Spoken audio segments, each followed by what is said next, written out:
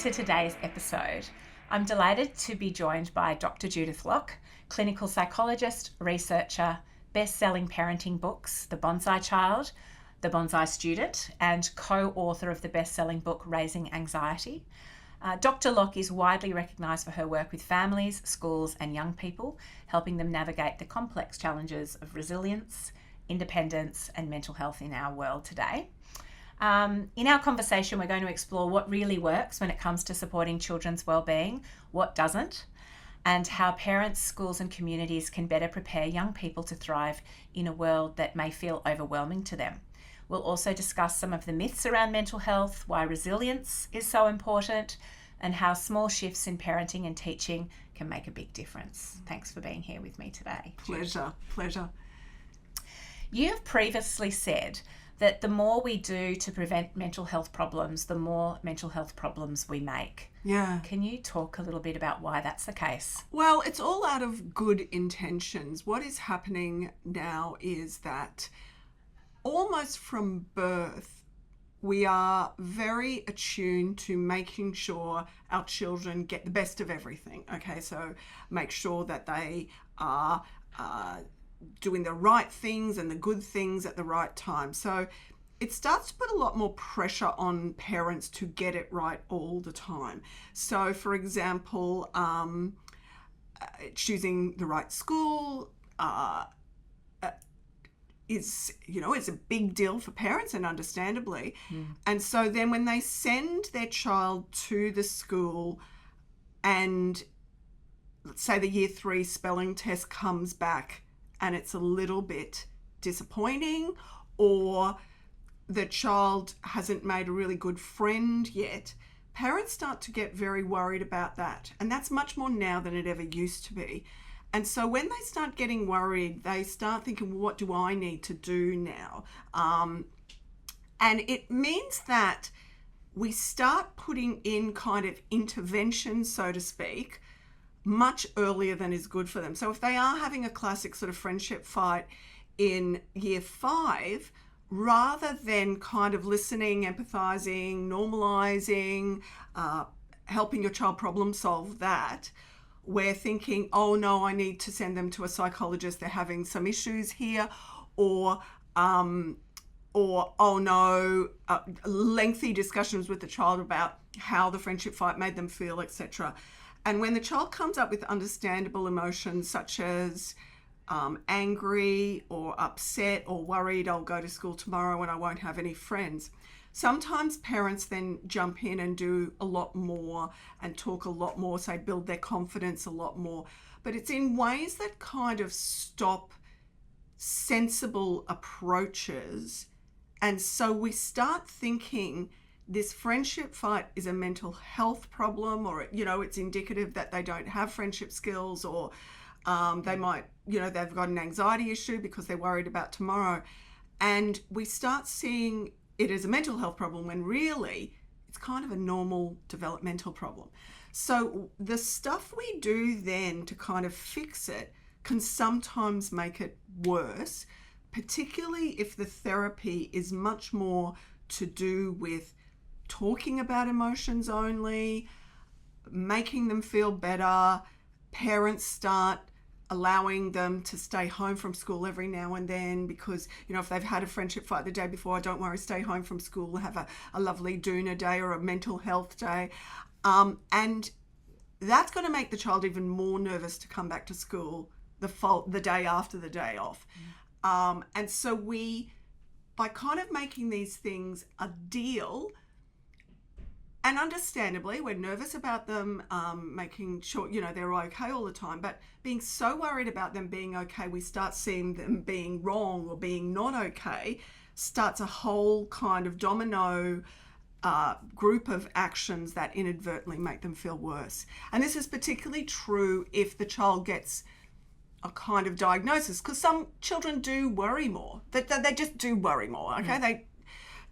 Parents will know if you have 2 children, one's the worrier and one's not so much the worrier. And I would argue that if you get born into a family there's already a worrier, you go, well, I won't be the worrier, I'll be the sort of chill person. But say if you do have a child like that, once a child gets that kind of diagnosis, rather than doing the things we need to do to overcome that, and get them to do braver things and learn that they're not, they can overcome their fears, we actually make them more anxious if we protect them from it. So the diagnosis itself doesn't always go into a helpful direction of solving the issue. It actually sometimes really cements the issue as being an ongoing problem for them. And then I suppose that's where the amplification that we talked about earlier comes in, that it can then not be solved at all and just get worse and worse, right? Yeah, particularly if people look at, so say a child was very anxious about making friends, or say they were going on school camp and their best friend wasn't in their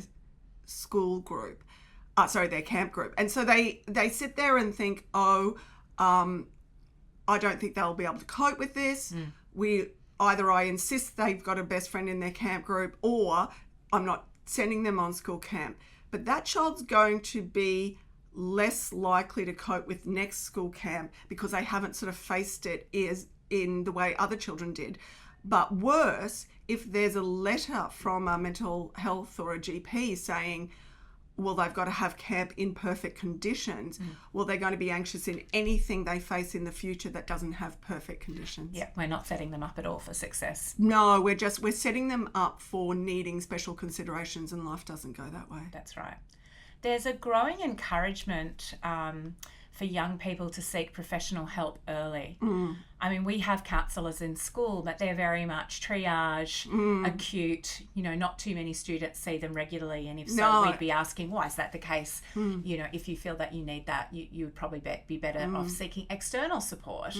And they work hand in hand with our pastoral team on the little things that crop up every day. And I think you talked about that in your speech this morning. It's about solving problems, helping the students to develop those help-seeking behaviours so that they can be independent. Do you think we run the risk of over-referring, or is early intervention always the best approach? I don't think... okay, so let's just separate two types of mental health professional. I think what schools do is, as you say, triage, but also they do very solution-focused work because they've got a huge student cohort to deliver help to. And so they want to sort of solve this friendship issue and give them better communication issue, and solve this child who's a bit slack with their homework. And so they work very sort of solidly on those things. Those who aren't limited, and even in hospitals, when you're working in a hospital, you want to get this problem solved so you can use the state resources to deal, to solve the next thing. What I find often is that when children see psychologists, and I'm talking particularly children under 12, I don't see it's very easy to treat a child under 12 as effectively as if you worked with their parents.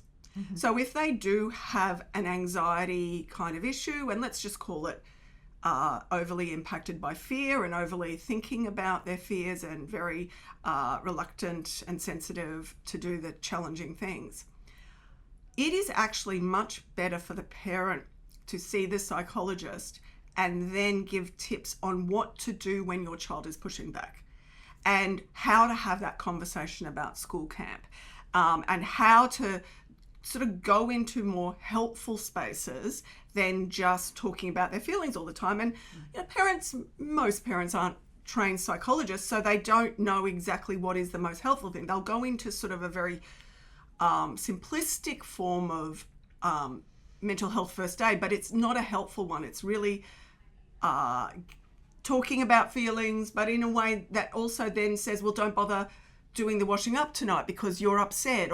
And so they even take away all the other stuff that's likely to make the child feel capable. So I think we see too many children. This is a product of Medicare. Unfortunately, Medicare got parenting wrong. It was really great, but it got parenting wrong. So the person with the problem goes to see the psychologist. So we've had instances where a child is, say, very defiant and they're 4 years old. Now, if they go to a GP is not going to say the parent's got the problem. It is a problem for the parent, but the parent doesn't have a defiance issue. It's actually the child has a defiance issue. So often the child will be the person who has the mental health care plan. And if the person with the mental health care plan gets the 10 sessions with the psychologist. So you're in a ridiculous situation now where you are, what Medicare almost asks you to do if the parents are going to use a mental health care plan is that you have to convince the 4-year-old to behave. And I don't think any 4-year-old sits there and goes, well, gee, Judith, you've made some good points. I will listen to them from now on. Or they don't have the control. It's adults barely have the control to make better life choices. So it turns into something that looks like therapy but is not necessarily therapy. It is for the parents to access that. Now, the good news is mental health care plans now have 2 sessions for parents built in with them, but still the child is the primary client. And I think often it is much better for parents, even sometimes often of teenage behaviour problems, the person with the problem goes to get the help. And the person with the problem is the person who sees it's a problem. And children who are being defined is not seeing it as a problem necessarily. It's only the parents. So they should get the assistance. But if it's exam anxiety, it should be the child getting it. If they're, say, over 12, or if it's, a friendship fight, again, probably best dealt with by a school counsellor. So we've just got to make sure we triage the right person into the right therapy. But if not, I have seen children of 7 years old who have been seeing a psychologist for 3 years with no benefit whatsoever, okay? And even with the Medicare refund, that's thousands of dollars that is almost convincing the child they've got a problem. Do you know that they are an anxious person or then incapable of following directions? And I think the money is much better spent elsewhere in terms of giving the parents the skills, but we're not as good at recognising where the problem lies anymore. And that's been the real problem, particularly therapy seen much more as support than change, an agent of change. And it's a privilege problem, certainly. Yes. And can I shift it slightly to talking about school refusal in that space? Yeah. Because I think there was a report released recently, a big risk report around how school refusal is increasing, and one of the biggest risks for schools and for young people. In my experience as head of secondary school, sometimes the school refusal is the student, but sometimes the school refusal is a manifestation of the parent. Yeah. The student actually does want to come to school. Oh, yeah. Or when they're here, they're quite happy, but there might be reasons set up for them or excuses about why they don't come. What's been your experience of managing school refusal? Is it the student that has the therapy, or the parents, or is it more nuanced than that, Judith? So let's go back to your comment before, which I think is really important. This is a problem of privilege. There are kids around the world that can't go to school, and would be desperate to go to school. And it's because their school is in rubble, or, because they, their certain gender doesn't allow them to go to school. Absolutely. So to me, this is definitely one of privilege. And to a certain degree, it's one of privilege too, because the options that are available at home are so much sometimes more entertaining than what's on offer at school. Okay. And I'm particularly talking about screens here.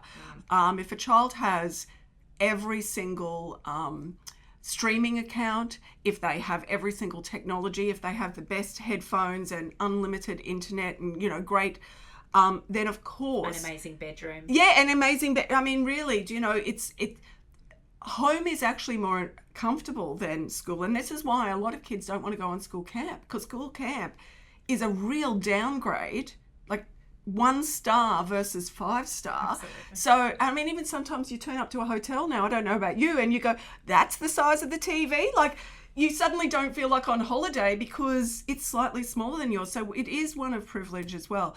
But there's a couple of things. I think the big problem with school refusal is the pressure on school is for school to be incredibly satisfying on a daily basis. Mm-hmm. And school's not like that. School has to be, average, good, bad, very good, very bad, because that's everybody's lives. Everybody has the great day at work, the terrible day at work. And what you're doing at school is you're learning how to cope with all those things. But what is happening now with the sort of changed neoliberal belief in what education should be providing, it's very much on the sort of push of schools are there to make them happy and successful, particularly successful, because that will be their success in the future. And so thus, when anything tricky is going on, like a little friendship fight or a big friendship fight, children are much more likely to stay home because the parent sees that that's the best way to approach it. But then they're not learning to face those difficult days. They're not learning to start to kind of go and realize other things happen, or go and work it out the next day, or I mean, even if you don't allow them on screens, and Danielle Einstein and I in the book talk a lot about this, they are home from school, even sick. Make it as boring as you possibly can, because if they are sick enough to stay home, they shouldn't be on the internet. They shouldn't be doing that. I mean, they just should. It should be boring enough that school sounds like a reprieve from, sickness and from boredom. So I think school refusal is a lot to do with home being lovely. But I also think it's parental expectations and sometimes child expectations of what school should be and when school lets a child down. But also I think sometimes, and it's a real challenge for some parents who have seen almost their KPI as being useful to their child and being there all the time, when a child starts not to need them, I mean, every parent knows that, how bereft you are. The first night they don't kiss you to go to bed. Do you know that they don't need that, that thing before they go to bed? So you start feeling you're not needed by them as much. So you can kind of understand when they have that friendship fight, you go, I am your solution. You stay home tomorrow. I will kind of help you. And look, can I say, this is a real concern, and many listeners will be experiencing this now. Workplaces are now dealing with horrible expectations of mental health days. So, and very minor reasons, minor sickness, I can't come to work, I've got a headache. Now, headaches were never reasons not to come to work. Take a Panadol. Yeah, exactly. Migraines, yes, different thing, but headaches, no. Whereas workplaces are now getting phone calls, I can't come to work today because I've got a headache. And this has been normed by the schooling experience.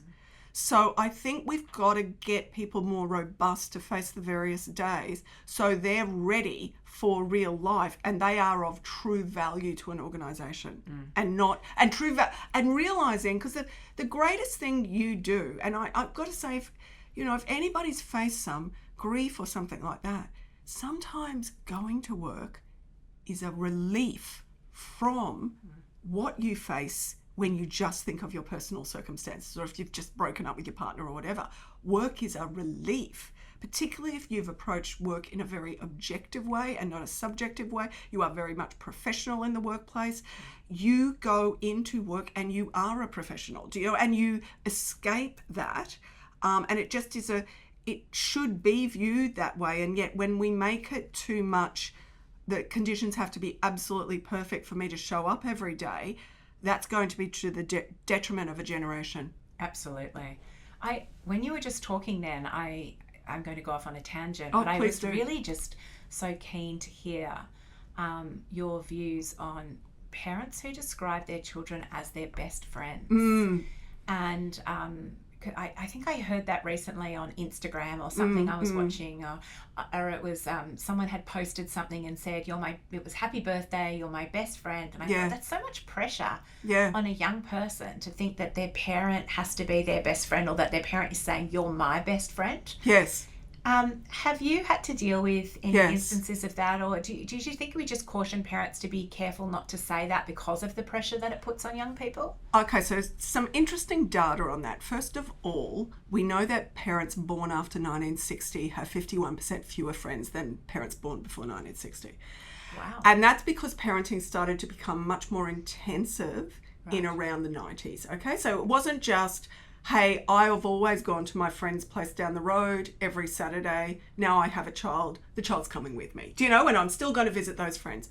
Whereas what's happened now, and to a certain degree this has been good, we look at playgrounds now and we see a lot more parents playing with their children. They're not just watching the footy all day. They are deliberately doing child-centred activities. So there's been some benefits for that. But there's also been some costs, because you actually let go of friends, particularly friends who don't have children at the exact same age and stage, or you start to kind of make your choices all about your child and in the years beyond when they are intensive. Like, there is no doubt you lose friendships in those first 6 to 12 months. You just have to, like, you can't keep all that up and check in with your friends every week. You just can't do it. But beyond that, if you're not keeping your friendships, you seek friendship in children. And because of changed norms of how responsive you need to be with children, I think there's almost pressure on social media in particular that you have to amplify your relationship with your child, not just to be close and love and all of that, but best friends. Now, from a child's point of view, that works beautifully until it doesn't. And almost overnight, at around 8 or 9 years old, sometimes later, sometimes earlier, they go, I want to get rid of this best friend. Do you know, because there are actually better best friends in my class. Do you know, there are actually better kids, cooler kids. My best friend is now deeply uncool, and I don't want to hang around them anymore. And that can be quite distressing for a parent. But the other thing that's problematic in all of this stuff is that if a child chooses to stay best friends with their parent, okay, so, and we've seen, I even worked, years ago, I was talking at a daycare centre, and it was quite clear that a child, their relationship with their parent was so close, they didn't actually need other friends. So they weren't actually playing with other kids because they kind of got it all from their parent. And it was interesting, that parent was in a talk that I gave and then kind of pointed out to the daycare providers, I'm going to pull back. I'm not going to, let's move to parent-child. And that child started seeking friendships. So it was really interesting the way that went. But for the kids who don't step away from wanting to be their parent's best friend, they actually don't develop conversational skills because all parents, when you talk to your child, you give them more attention. They get much more of the conversation than you do. You are probably at best, with a really great kid, 40% is on you and what happened on your day. But if you are giving your child 100%, well, do they want to go to those friends in the class that they only get 50% of? No, they want to stay in the spotlight. So it actually stunts them. And I've seen a few kids continue to live at home, continue to only do things with their parents, but they're not happy kids because they've not got what they developmentally should get, which is same age peers who are going through the same things at the same time, and there's a sense of camaraderie and community. It's so much broader than even I thought. Just around that developmental piece and the social piece. And okay, that's so interesting and a really good one. It's so good that that person heard you that day and was able to reflect. Well, it's interesting because I went back to that daycare centre again the following year to deliver another parenting talk, and they were just saying the child had just turned around so incredibly much, was even more polite to other kids because now she was kind of leaning on them a bit. As you do in friendships, that if you were not nice yesterday, you're not going to have people to hang out. So she had picked that up very quickly. So sometimes with parenting, I think you almost just need to get out of your child's way. That they will actually develop these things if you just stand back and just set up the situation to trust that they will actually develop it. And you talk about that in the Bonsai Child, because I remember years ago hearing you talk at another school where you did talk about that, like stepping out of their way. And I think you used the terminology step back so they can step up. Oh, absolutely. And I've loved that expression ever since. And I think it's really simple and powerful. It's really hard because you still want to be the person that provides all of it. It's human nature. If you've got a problem, I want to solve it for you. I don't want to leave it to you. There's no being needed in that. So I completely understand why everybody does this, friends to friends, parents to children, but it's not helpful. And it's particularly not helpful what you mentioned before, where parents look to children for help.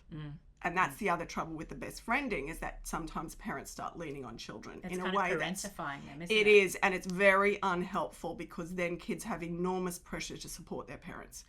And things like mortgage payments and problems with work and that is a parent problem, not a child problem. Should never be a child problem. You can mention minor things that occurred, but never anything that's likely to make your child worry at night. A question that, and a topic that everybody's talking about, technology and social media, really interested in your take, given that it's often blamed for rising anxiety levels. We're moving to a space of banning social media this year. Are they really the main drivers, or are we missing other critical factors? The big problem with screen anything. Yeah. I'm not just going to say social media, definitely a problem. Could be television. Television I find slightly different, because television usually you watch communally. Yeah. Usually. And that's the big problem with too many screens in a household. Is everybody's in their bedroom watching their screen. And I wrote a column about this a couple of years ago, where I love, and I still do love, the show Gogglebox, because you see what wonderful conversations come out of TV if done correctly. And that's not happening if they're in their room watching it. So I do think TV is slightly different. But I think the big problem with screens is they stand as an alternative to what genuinely makes you happy and feel good. So even walking around the neighbourhood, to put headphones on means you don't interact with the neighbourhood. And it's frustrating now, because I go to many cities, doing these parenting talks, and I'm walking around by myself a lot, and I'll see a cute dog and I want to talk to the dog owner. Oh, wow, can I pet your dog? You have to tap them every single, and or you're not hearing the birds, you're not really participating in it, you're screens in a space. If you and I were meeting for a coffee, which we are, and you had your phone on the table, well, I'm not getting the best of you now because your phone is there. Even what's been the worst about the pandemic wasn't the pandemic. It was that people started staying home on a Saturday night with, some streaming service, the easier alternative to going out with friends. So we've got a generation that's been raised on ease of alleged communication, but it's not real communication. It's very controlled communication. And the social media ban will stop a sense of socializing that's not really socializing. It will stop me performing my life. If I am a 14-year-old child and I'm making choices, those choices are normally communicated to my peer group. Hey, I listened to this album on the weekend. I thought it was really good. Although, does anybody listen to albums? Yes, old people like me do, but maybe young. I streamed this show. But I listened to this. I thought it was good. And they're just sharing, and other people, yeah, actually, I've heard of that, or I hate that band. We learn that. But when we put our life choices on social media, we get judgment. And while some of that judgment can be good, a lot of it's bad. We can focus on the bad stuff. Whereas if you just say, I didn't like, that album, well, we move on relatively quickly, because there's nothing hangs of it. Yeah. Nothing hangs of it. I can't consult a kind of transcript of what was said with you and I, that I can go back and sort of really focus on that. Whereas with social media, it's permanently there that I made this mistake of saying I liked an uncool band or whatever it is. And this starts to reverberate a lot more in a way that's genuinely unhelpful. And so that's been the main issue of social media. I'm not saying the social media ban, and I don't think anybody who's pushing it is saying it's going to turn everything around. All it gives is that forces children to do something else. It allows parents to say no. And I think we should not parent shame here. It is completely understandable why so many parents themselves are addicted. It's not, but we just have to take a step back from it all and go, is this genuinely serving me or not? And I don't think social media for children under 16 is serving them well at all. Absolutely. And we always finish our podcasts with a final question, and whenever we have a guest in, we ask them the same question to do with their industry. So looking at the bigger picture of children and parenting and mental health today, what keeps you up at night, Dr. Judith Locke? Two things. The first thing is that I am genuinely concerned to see how many, because I'm in hotels a lot because of the work I do, and I can't believe it is unusual now for me to see a family sitting at a table with a child under 5 years old who's not staring at a screen as they eat a family meal. And a lot of these families in hotels are on holiday. There is so much to discuss. What are we doing today? What a great day today was. And yet the child is completely out of that conversation and they're just staring at a screen. And I had a parent question recently from a parent who said that their 2-year-old refuses to eat unless there's a screen in front of them. So we have developed an addiction, and my real concern is the children who are now teens didn't have that when they were 5. Do you know, it wasn't as portable, it wasn't as easy, okay? YouTube wasn't as big, do you know? It would be if I just look in the last 5 years, the sheer number of children staring at screens as they have walked through a park, do you know, or wherever they are. And I understand using a screen every now and then if they're sort of badly behaved, although there's some sort of evidence that if they are badly behaved and they get a screen, they start becoming badly behaved to get the screen. So a lot of them aren't learning even basic self-regulation. But I'm really concerned about how they are not even learning the value of a conversation and the value of attention in a conversation, and that they should sit there and be seeking other people's attention rather than a screen demanding all of that. I've even seen parents feed food into their child's mouth and their mouth the child not even need to move the food around. So that's something that really keeps me awake at night, and I have no idea of the sheer number of attentional issues and social issues that will come out of that. And they can't even just sit there and be bored. No, I think that's the other part of it, isn't it? That we can't have the child be bored. No, and look, again, can I say Lego at a table, fine? Do you know, cars at a table, fine? But it's shocking because now when you hear a child make noise, it's an unusual sound because they're in a stupor watching screen. Like, you used to, and I now want to hear kids. Oh, look at that ice cream. You know, I want that. I want to hear that. But they just get, like, the restaurant is quieter with kids on screens, but it's more depressing because I miss the joy of kids who are sitting at tables next to me excited about, you know, the ice cream sundae or hearing that they're talking about going to this thing today. I think that is a nice, you know, as a society, we've got to allow children to have a voice, and we've got to not be normed into children don't speak again. And that's an interesting thing because children weren't allowed to speak. Exactly. But now they're not speaking because we are basically dulling them. Do you know, we are kind of doping them with this stuff. And that's going to be really problematic for them to find their voice when they haven't been encouraged to use their voice in spaces. It's so interesting, and I know you've got another thing to talk about that keeps you up at night, but it really makes me think about, I was talking to you about our Moon Bar program where the students go for 9 weeks. Some of the parents were saying to me that when they returned, because they don't have a smart device the entire time, they were so much better at reading non-verbal cues than they had been before because it was them and their screen, but they had to look at people, they had to talk to people, be bored with people, be sitting with people that bored them, and then they came back stronger in that space about being able to predict what someone was going to say, to be engaged by someone. I thought that was really powerful, having that time apart, because that's obviously the damage that's happening there. Absolutely. And it's interesting, when I was training people to become clinical psychologists, there were a couple of students who I had to teach to give emotional expressions. Right. And just what you just did there, where you went right like that, I picked up, you liked that comment, do you know? And if I told you a sad story, you would make a sad face. I almost had to teach them to do that because it was a blank face for some of them.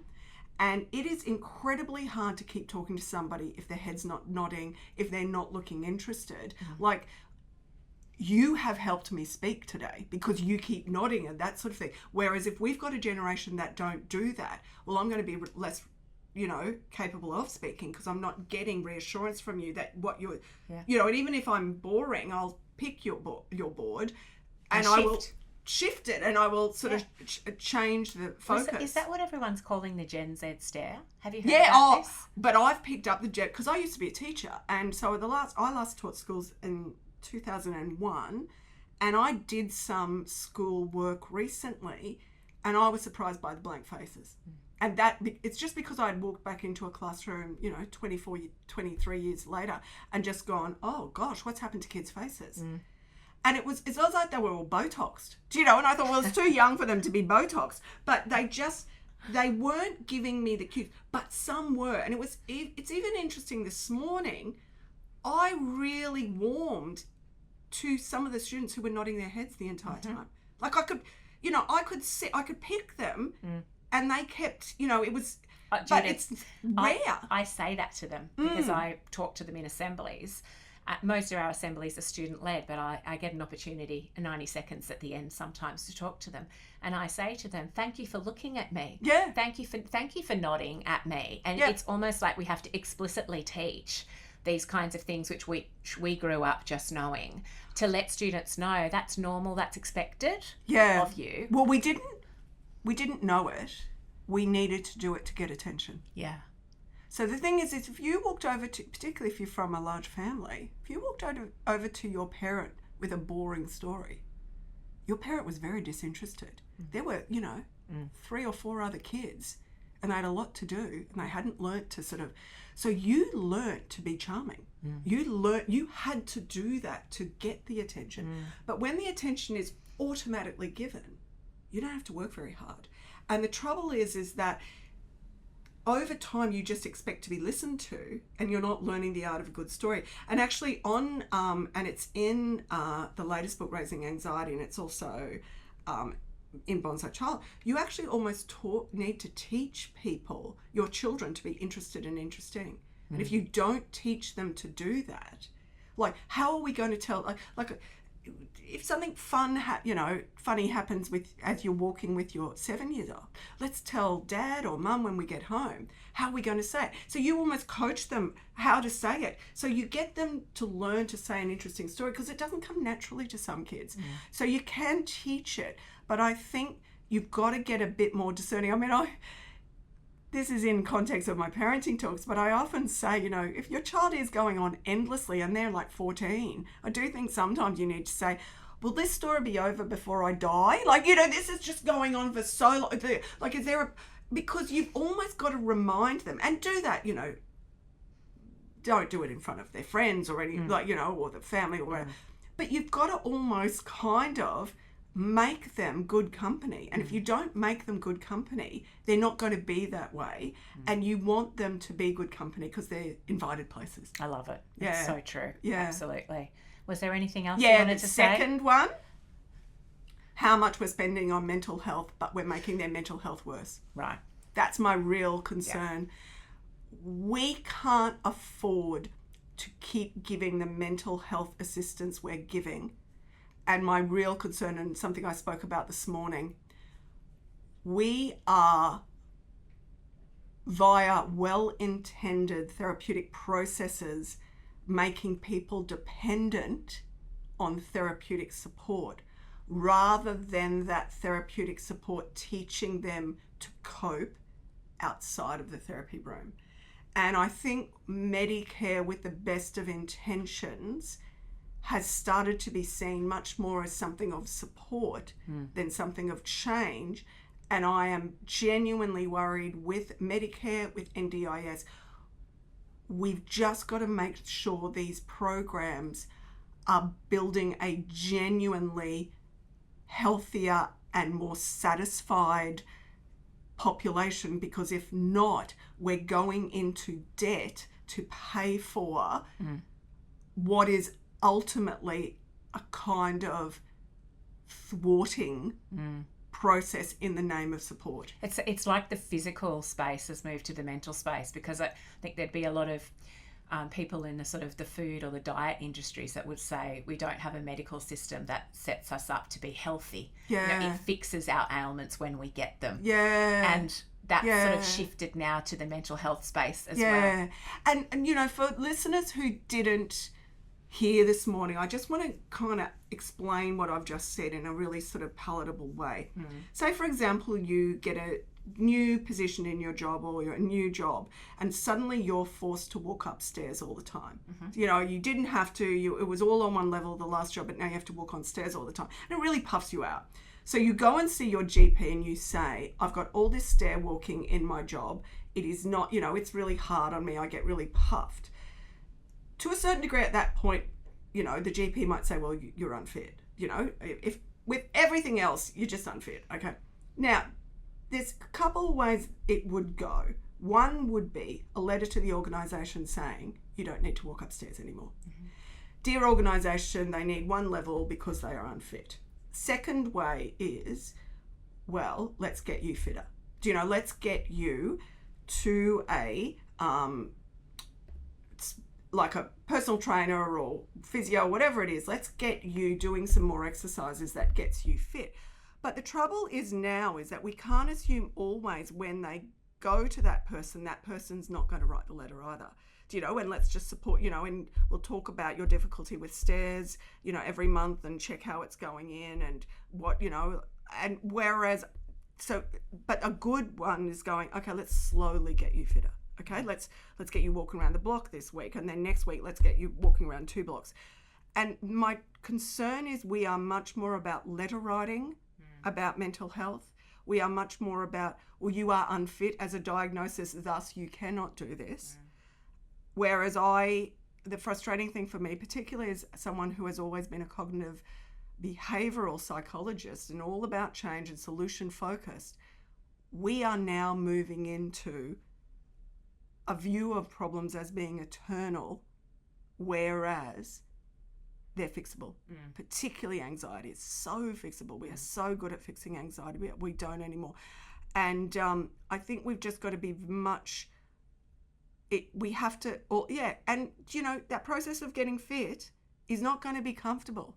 So I understand why someone would prefer a letter, you know, but it's going to make my life so much better if I can walk up those stairs, because then I can also join that netball team, and then I can also, so we've got to see the areas of opportunity rather than cutting things off, oh, well, now you can't do this. And I think even, you know, a lot of the government programs with the best of intentions end up in that space. And it's not the government's fault. It's just how we are now much more about responding to and caring for than getting them to slowly step up and do what they need to do. And I think that's a beautiful way to end, because that's essentially what school is all about, isn't it? It's about opportunity. You know, we have our motto here, let your light shine. And we worry, we really worry the educators for students whose worlds are being slowly more and more limited by the diagnoses that they're getting or the things that are being moved out of their way, clearing the path. I think that's another term that you use. Rather than strengthening them for a really flourishing future. Absolutely. And letting your light shine is not the environment slowly peeling away. Letting your light shine is learning how to shine that light, and learning that your light's not going to be as shiny as the one next to you, but you can shine in this way. That's right. Or you're a blue light or you're a green light or whatever, or you're a sort of very bright or you're a flickering light, whatever it is, you are that light. You know, schools have always been places of hard work, and when they're not places of hard work, they do more damage than good. Absolutely. I completely agree. It's been wonderful having you with us today. Thank you so much. You've given us so much to think about. Thank you, Gemma. Small practical strategies. I think the teachers definitely loved having you this morning, and I know they'll really engage because they resonate with you because you're a psychologist, but also the teacher. Drama, yes. And drama, fantastic. Yes. Always drama. So for our listeners who'd like to learn more, I really encourage them to read your books, The Bonsai Child, Bonsai Student and Raising Anxiety. I found them all really useful, and I definitely go back to them pretty regularly and dip in and out of them. Lovely. So thank you for that. We hope the conversation for our listeners sparks reflection and perhaps even some small changes, like that person that you gave us the example of today who went away. Dr. Locke, thank you again for your time. and expertise. It's been a real privilege having you join us at Redlands School. And it's been wonderful to be at Redlands. Yeah, very glad to be here. Thank you.